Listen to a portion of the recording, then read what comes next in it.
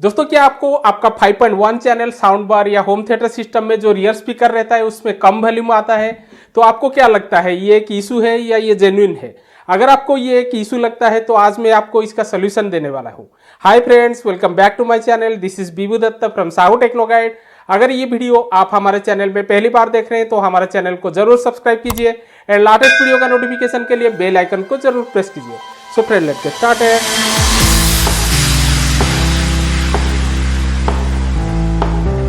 दोस्तों कुछ दिन पहले मैं Zebronics 9750 5.1.2 channel Dolby Atmos sound bar का रिव्यू वीडियो बनाया था।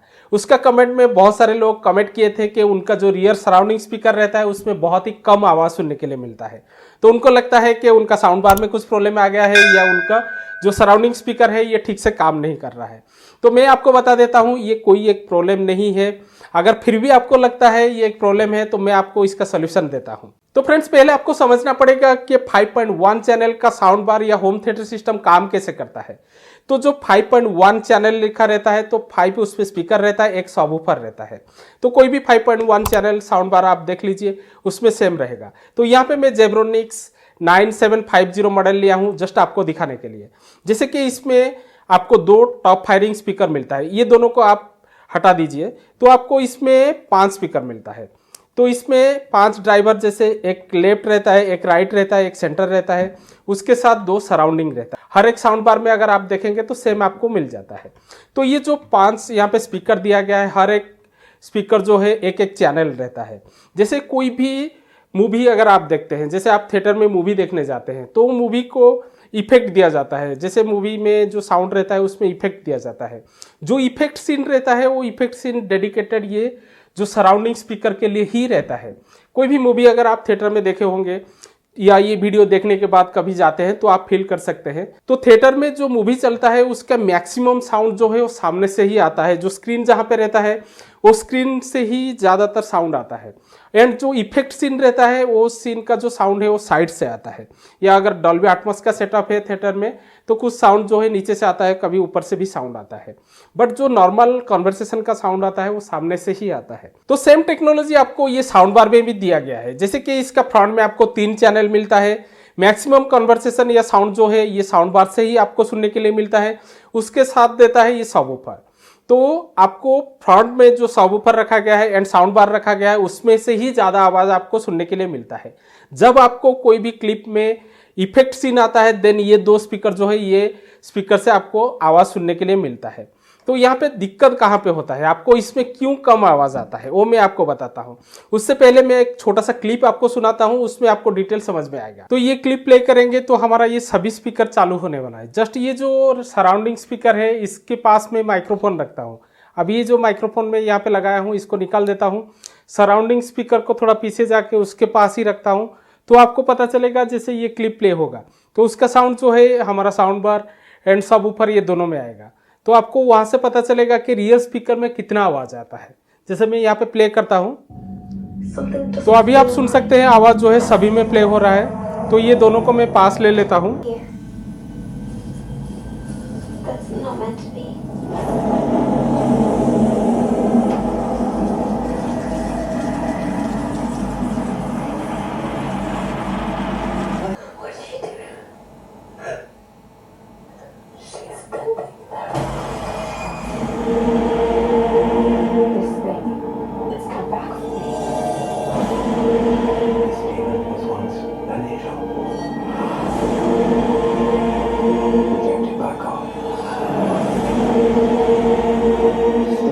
तो जैसे मैं अभी ये दोनों सराउंडिंग स्पीकर को अपना माइक्रोफोन के पास ही रखा था इसीलिए सराउंडिंग इफेक्ट जो है आपको बेटर पता चला होगा। जैसे हमारा ये जो सिस्टम रहता है इसका साउंड बार एंड सबवूफर जो रहता है उसका पावर ज़्यादा रहता है, इसीलिए इसमें आपको ज़्यादा आवाज़ सुनने के लिए मिलता है।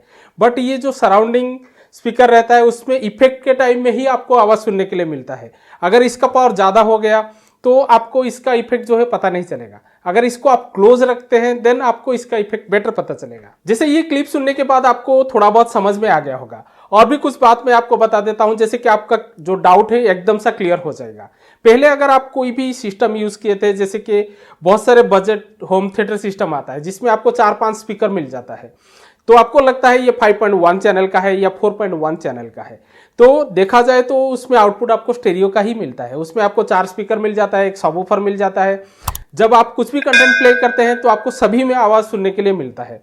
तो आपको ऐसे फील होता है कि हमारा जो 5.1 चैनल का हम डॉल्बी डिजिटल साउंड बार लिए हैं तो उसमें भी हमको साउंड ऐसा चाहिए, बट ऐसा नहीं हो पाता है। थर्ड रीज़न ये होता है कि आप जो भी होम थिएटर सिस्टम या आप कोई भी साउंड बार लेते हैं तो उसमें जो ड्राइवर लगता है तो उसका आउटपुट कितना है वो आपको पहले जानना चाहिए।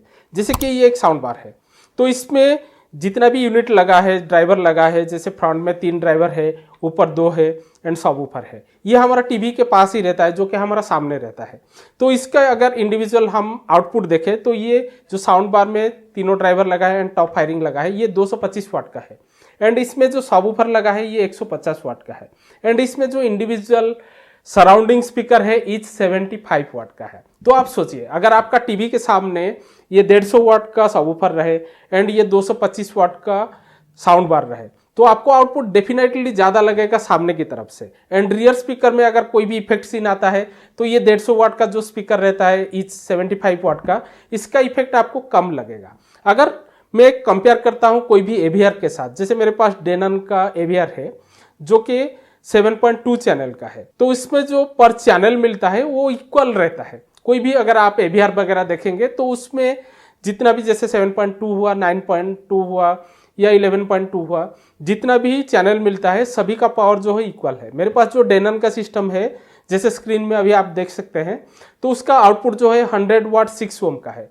कोई भी साइज का ड्राइवर के साथ कोई भी स्पीकर आप इसमें लगा सकते हैं जो 100 वाट 6 ओम का है, तो उसमें आपको इक्वल चैनल का आउटपुट मिलता है। अगर कोई भी कंटेंट उसमें आप प्ले करते हैं, जैसे कोई सीन में नॉर्मल कॉन्वर्सेशन चलता है तो फ्रंट में जो centre and left and right जो स्पीकर रहता है उसमें जो आउटपुट आपको मिलता है सेम अगर सराउंडिंग में कुछ इफेक्ट आता है तो उसका जो स्पीकर रहता है वो भी उतना पावर का है। तो आपको इक्वली साउंड जो है डिस्ट्रीब्यूट करता है। मीन्स आपको सराउंडिंग में भी जैसे साउंड आएगा, फ्रंट में भी सेम आएगा, लेफ्ट एंड राइट में भी आपको सेम आएगा, सेंटर में भी सेम आएगा। तो इसीलिए उसका साउंड आपको ज़्यादा एक्यूरेट लगता है, ज़्यादा प्योर लगता है। तो ये था आपका प्रॉब्लम। तो अभी मैं आपको इसका सॉल्यूशन बता देता हूँ। इसका सॉल्यूशन क्या है? तो एक ही सॉल्यूशन बताऊंगा जो कि आपका 90% जो प्रॉब्लम है सॉल्व हो जाएगा। इंडिया में कोई भी घर में अगर आप देखेंगे 5.1 चैनल का साउंड बार तो उसका जो रियर स्पीकर रहता है वो हमेशा कॉर्नर में रहता है दीवार का एंड टॉप में रहता है। कोई भी घर में देखिए तो उसमें आपको दीवार का टॉप में ही हम इसको प्लेस कर देते हैं। इसके लिए ही हमको इसका इफेक्ट कम सुनने के लिए मिलता है। इसका जो इंस्टॉलेशन प्रोसेस है, जैसे कि ये हमारा दीवार है, हम यहाँ पे सोफा लगाए हैं, सीटिंग पोजीशन हमारा ये जगह में है, तो इसको हमेशा आपका बैठने के बाद जहाँ पे हेड आता है या ईयर जहाँ पे आता है उसको वो जगह में ही आपको स्टैंड में लगाना है या वॉल माउंट करना है। अगर आप वो कर देंगे तो डेफिनेटली आपको रियर सराउंडिंग स्पीकर का इफेक्ट जो है बेटर पता चलेगा।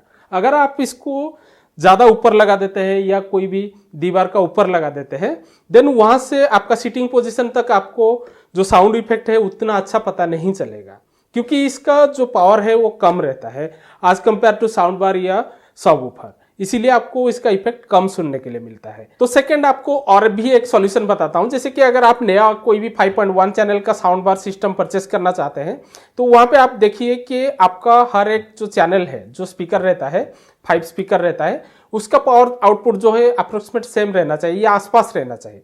अगर आप एंट्री लेवल का 6-7 हज़ार से 25 हज़ार के अंदर कोई भी 5.1 चैनल का साउंड बार देखेंगे तो उसमें जो सबवूफर मिलता है इसका पावर वाटेज ज़्यादा रहता है। आप कोई भी देख लीजिए, अगर आपका साउंड बार 400 वाट से ज़्यादा है तो डेफिनेटली इसका पावर जो है वो 100 वाट से ज़्यादा रहेगा। उसके बाद आप देख लीजिए जो इसका स्पीकर रहता है, जो सेंटर रहता है, लेफ्ट एंड राइट रहता है, सराउंडिंग रहता है, वो सभी का इंडिविजुअल पावर जो आउटपुट रहता है वो अप्रोक्सीमेट आसपास होना चाहिए, तब जाके आपको इसका इफेक्ट बेटर मिलेगा। एंड थर्ड और एक सोल्यूशन आपको बता देता हूँ। जैसे कि कोई भी होम थिएटर सिस्टम या साउंड बार लेते हैं तो कंपनी का कुछ सॉफ्टवेयर अपडेट भी आता है। अगर समझ लीजिए इसमें जेन्युइन कुछ इशू है रियर स्पीकर में तो कंपनी उसका एक अपडेट भी दे देता है। तो आप चेक कर लीजिए सर्विस सेंटर से कि इसका कुछ अपडेट आया है कि नहीं। अगर आपका सिस्टम में कुछ अपडेट आया है देन आप उसको अपडेट भी कर दीजिए। तो लास्ट में मैं आपको और एक सोल्यूशन बताता हूँ। जैसे कि मेरा हाथ में एक रिमोट है, ये रिमोट जेब्रोनिक्स 9750 का है। इसका रिमोट में अगर आप देखेंगे तो नीचे आपको 2 बटन मिलता है, एक सराउंडिंग माइनस, एक सराउंडिंग प्लस। इसमें आप सराउंडिंग साउंड को बढ़ा भी सकते हैं, मीन्स ये स्पीकर का आवाज़ को बढ़ा सकते हैं एंड कम भी कर सकते हैं। अगर सेम आपका सिस्टम में भी आपको ये ऑप्शन मिल जाता है देन आप वहाँ से आपका सराउंडिंग स्पीकर का आवाज़ को बढ़ा सकते हैं, देन आपको बेटर इसका इफेक्ट पता चलेगा। तो ये था ये प्रॉब्लम का सोल्यूशन। तो ये बहुत ही इंटरेस्टिंग वीडियो था। आशा करता हूँ ये वीडियो आपको बहुत ही अच्छा लगा होगा। अगर ये वीडियो आपको अच्छा लगा लाइक एंड शेयर जरूर कीजिएगा। फिर मिलेंगे नेक्स्ट वीडियो में। Till then stay tuned.